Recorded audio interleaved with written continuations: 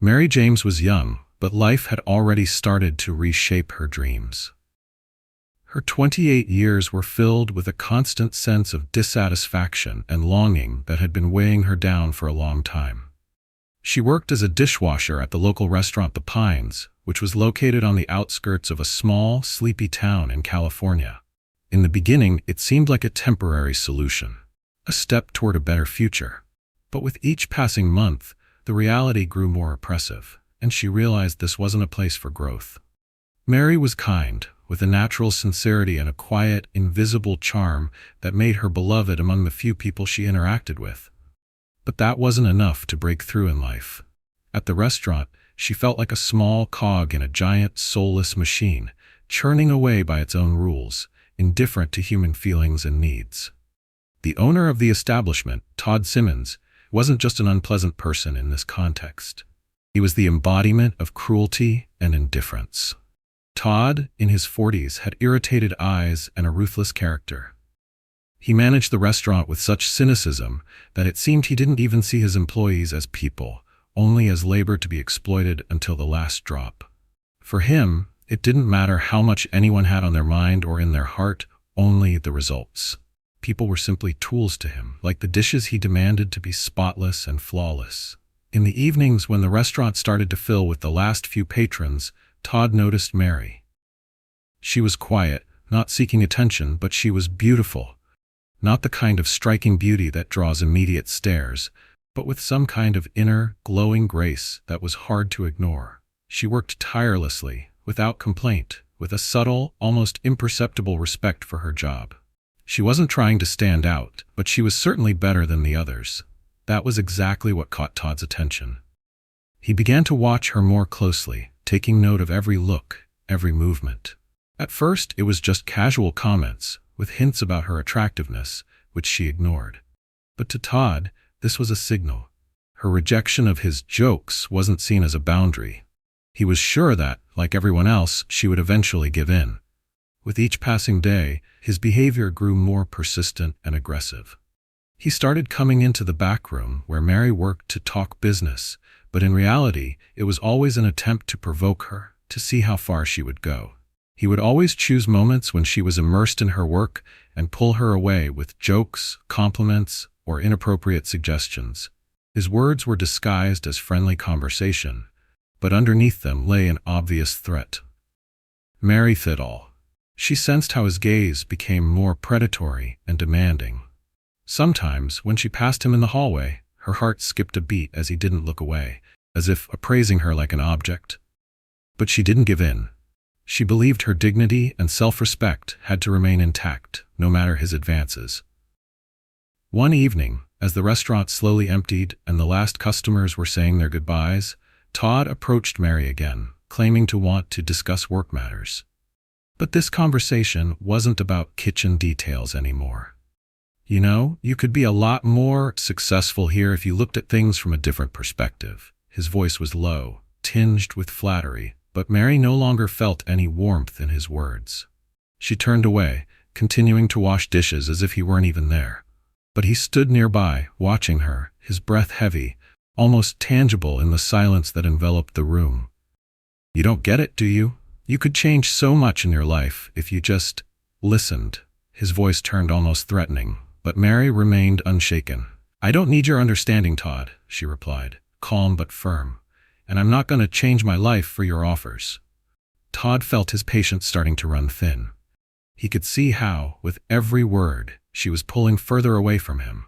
He took a step forward, his face coming closer, his gaze burning with fury. "You'll regret your decision, Mary," he hissed, but she didn't even look at him, continuing her work. Todd stayed where he was, feeling his anger tighten around his heart. But he knew this battle wasn't over. Mary couldn't stay on the side of the winners in this cruel world.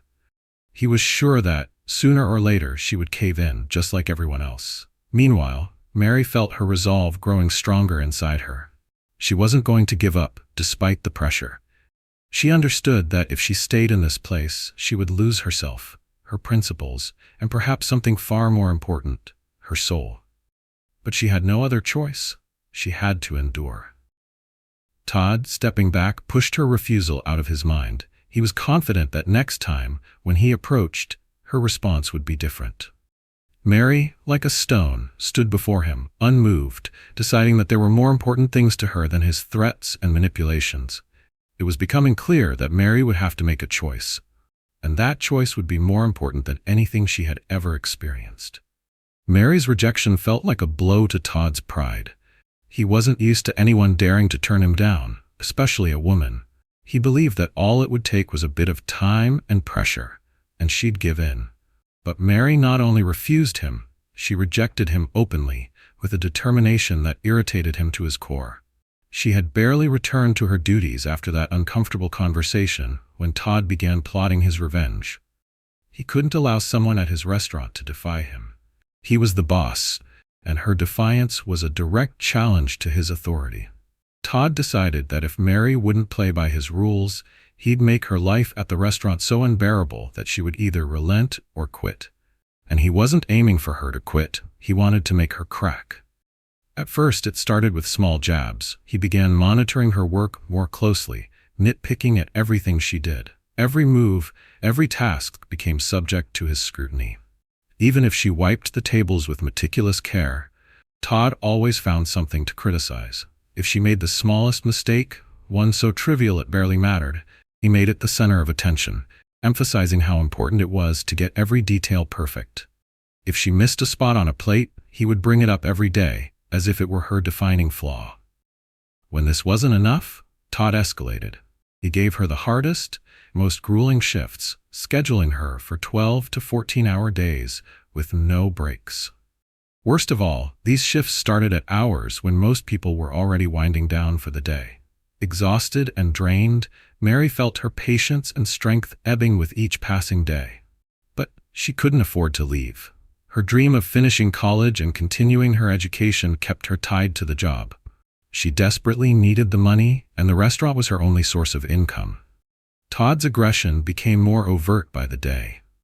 He stopped pretending it was about work and began attacking her personally. He openly mocked her shortcomings, belittling her in front of her coworkers, and frequently put her in humiliating situations.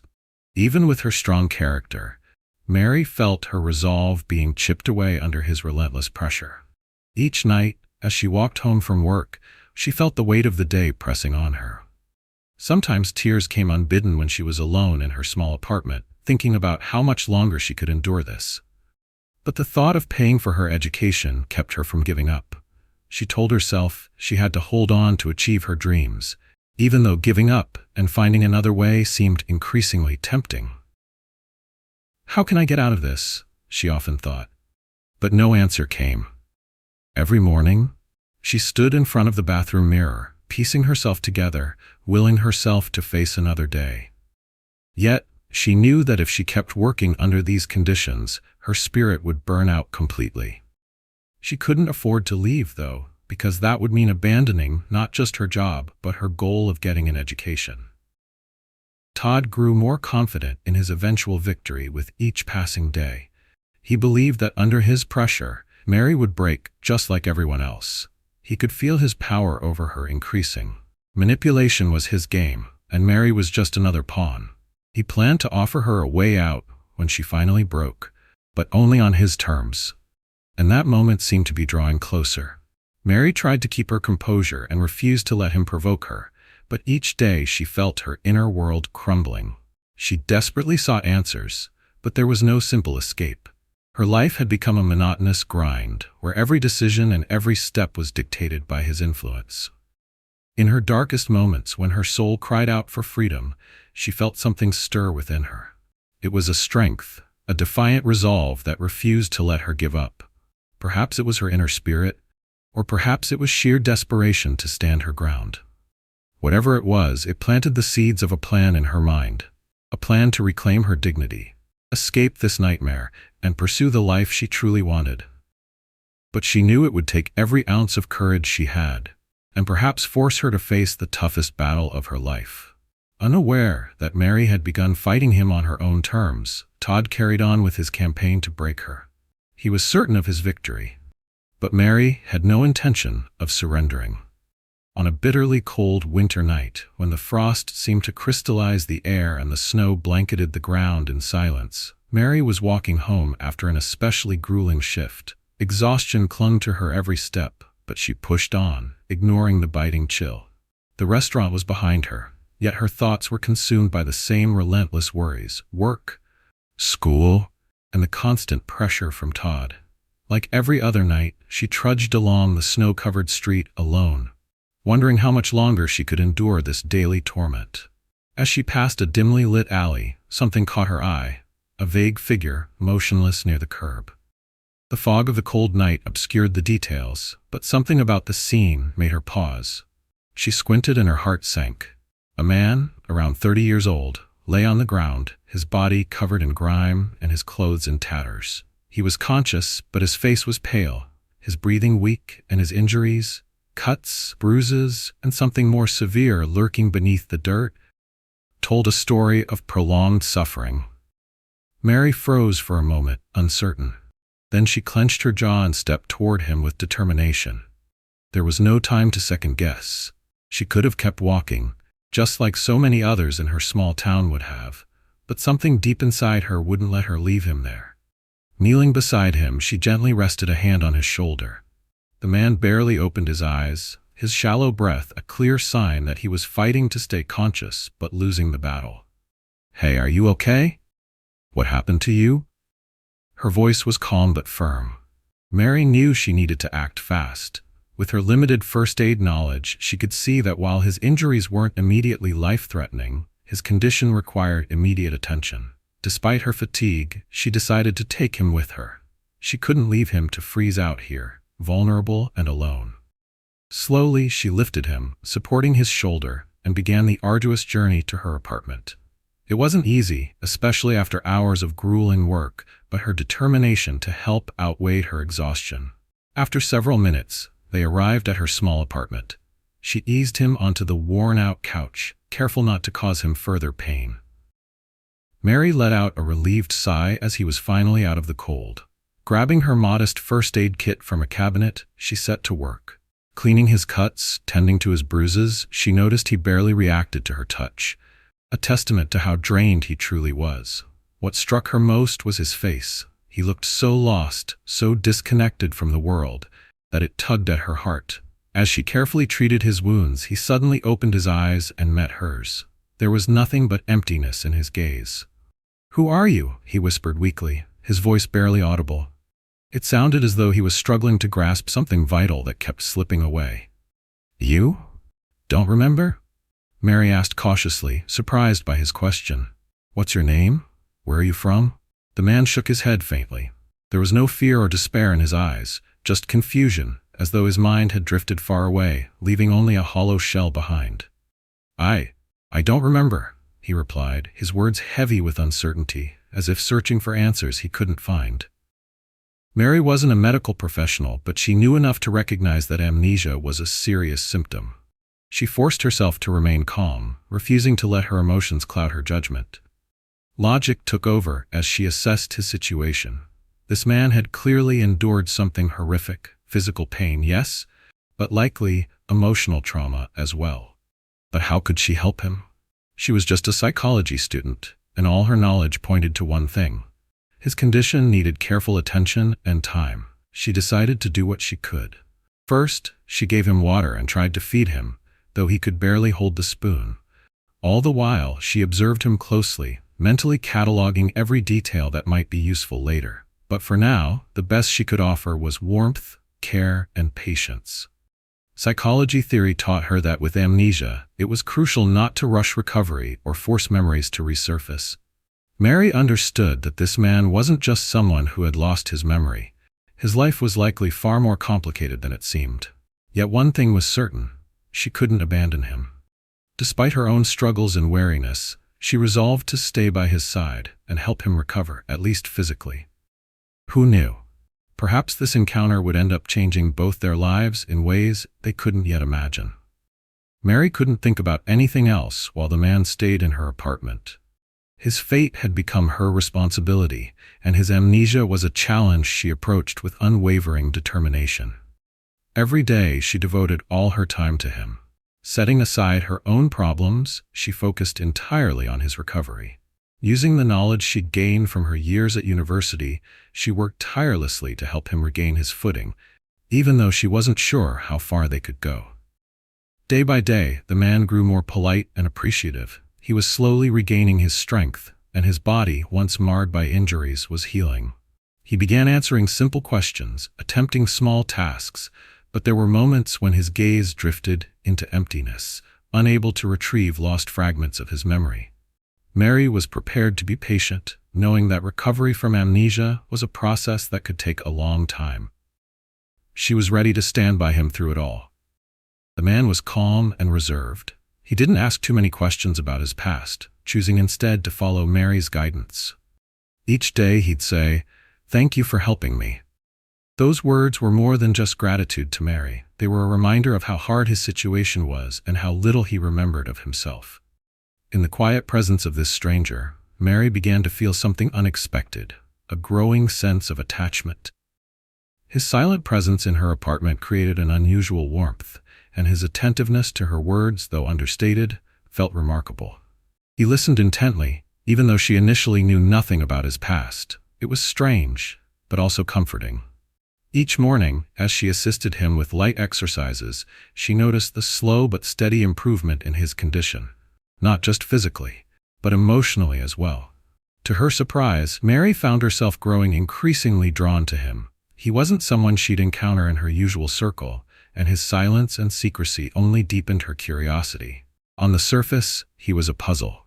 She began to notice fleeting moments in his eyes, a shadow of something familiar, as if he knew more than he let on.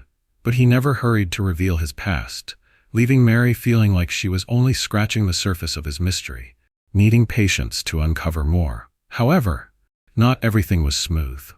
She witnessed his struggles with the simplest memories.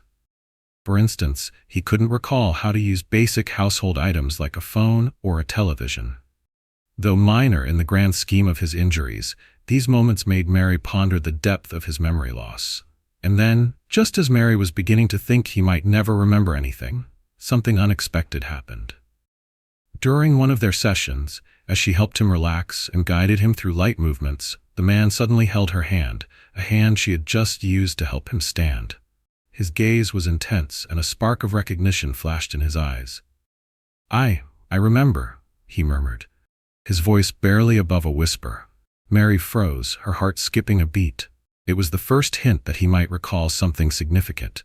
But despite this admission, he didn't elaborate. He let go of her hand and dropped his gaze again. There was something deeply personal in his gesture, a reluctance to share what he had recalled. Mary didn't press him, even as a storm of emotions brewed inside her. Her mind raced, trying to piece together what he might have remembered. Why wouldn't he share it? What did he recall? And if he remembered, why couldn't he tell her the truth? These questions overwhelmed her, but she resolved to remain patient. At that moment, Mary realized she couldn't rely solely on textbook approaches. Her psychology training, while helpful, fell short in addressing the complexity of his recovery. The process was far more challenging than she had anticipated.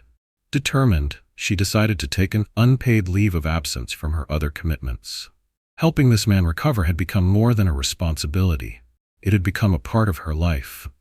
She couldn't abandon him, no matter the cost. The leave would give her more time to focus entirely on his recovery and to conduct further research that might aid in his progress.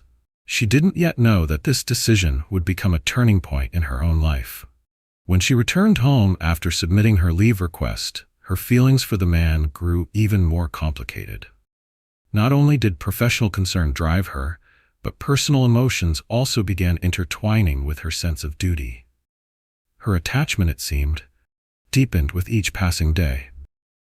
The man was no longer just a patient to her. He was someone she genuinely cared about, someone she feared losing. But what was he hiding? Why didn't he want to talk about his past? And what had happened to him before he ended up on her doorstep? Mary didn't have the answers, but those questions lingered in her mind. Her heart sensed that the truth and the man's lost identity were still shrouded in the silence he maintained. Months of tireless effort and care hadn't gone to waste. Mary had watched as Jacob gradually regained fragments of his memory. Each day he became more confident, and his personality began to emerge like the pages of an old book, slowly revealing a story that had been hidden for far too long.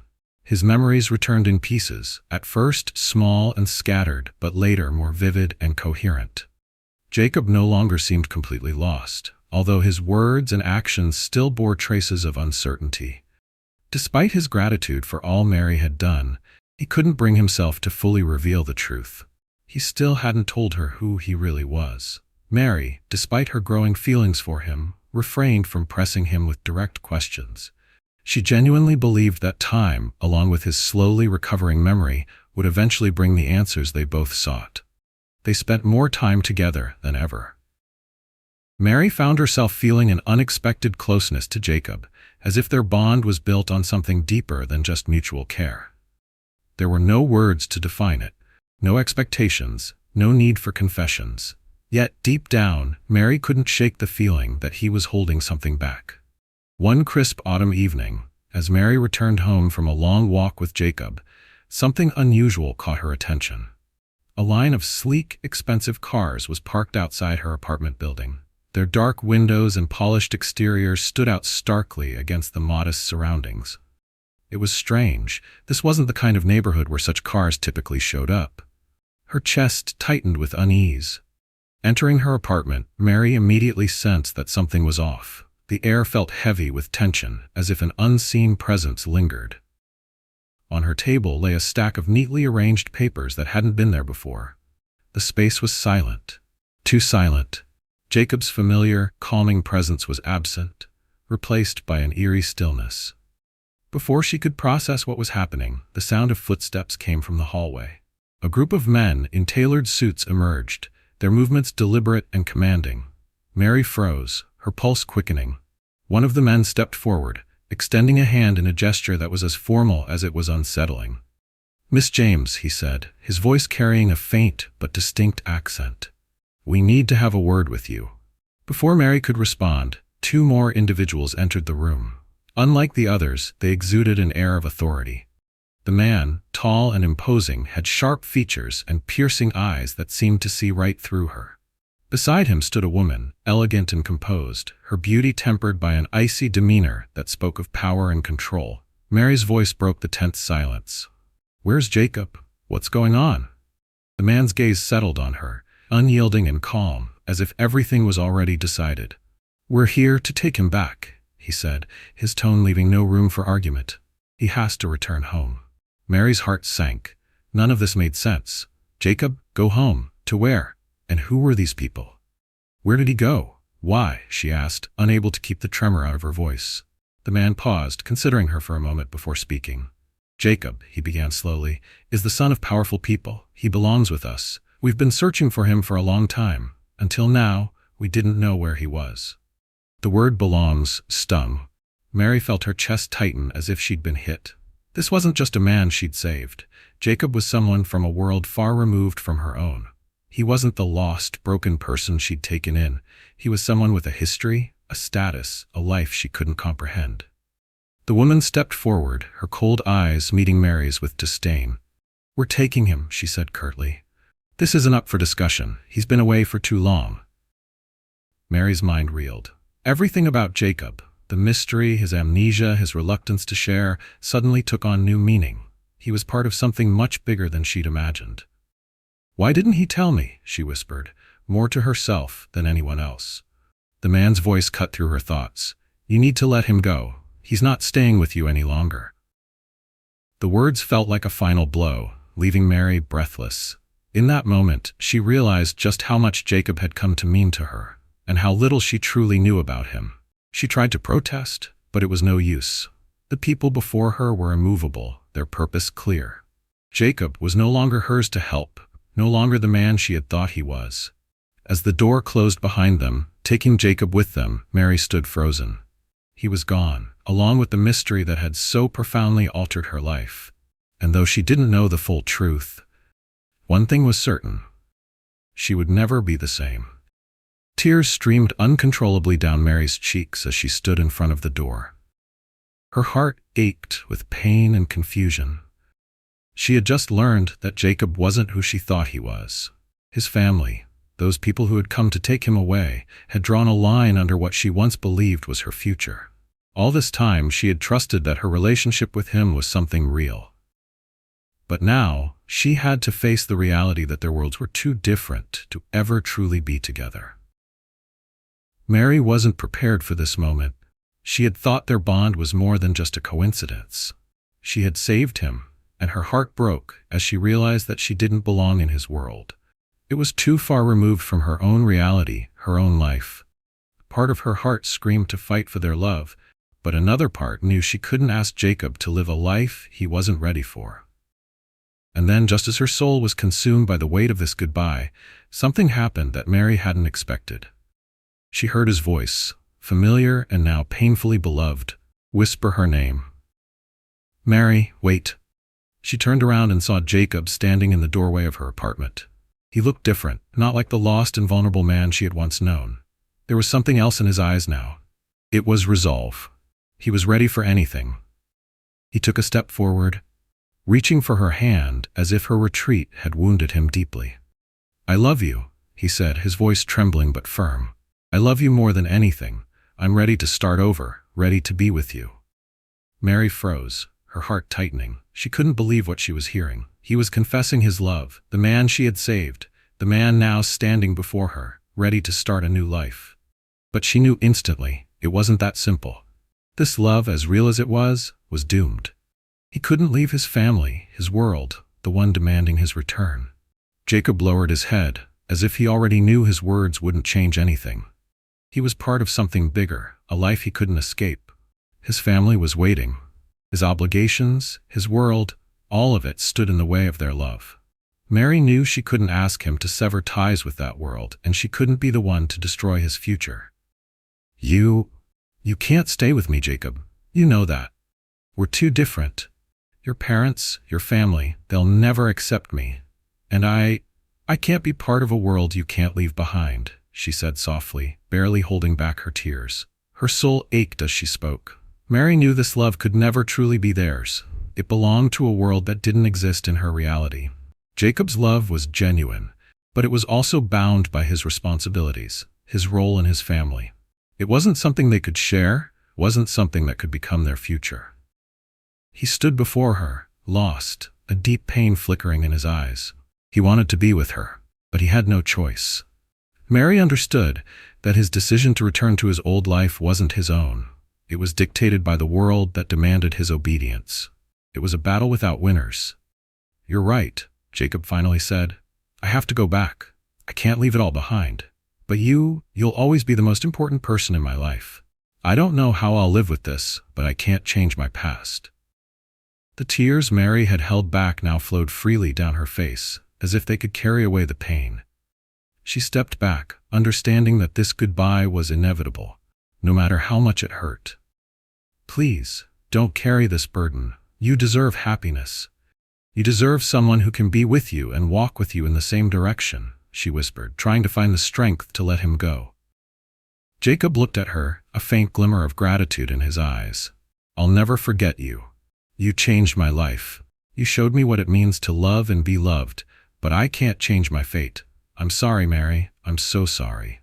With those words, he turned and walked away, leaving her standing in the hallway. Mary's heart clenched painfully, and she stood there for a long time, unsure of how to cope with this love that was now just a memory. In the days that followed, Mary returned to her regular life. She went back to her job at the restaurant. The daily grind, the exhaustion from long shifts, and the familiar routines helped dull the pain. But every move she made was still tinged with memories of Jacob. She wasn't the same woman she had been before. She had changed.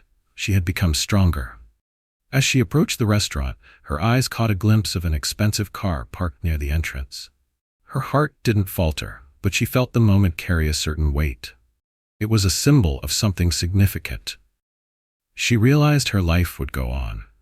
A life that would be different, but one in which she would stay true to herself.